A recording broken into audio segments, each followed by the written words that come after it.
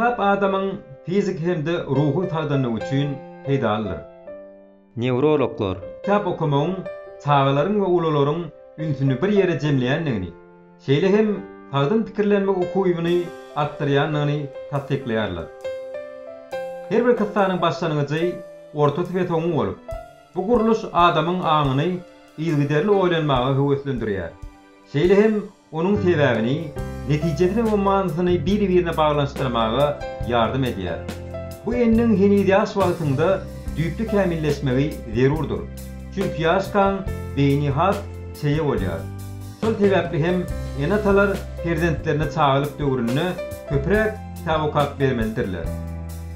Michigan Üniversitetiniň alymlary okumak dünýä garaýşyň we aň düşünjäniň baýlaşmagyna, duýgudaşlyk okuwynyň artmagyna ýardym berýär diýen netijege geldiler.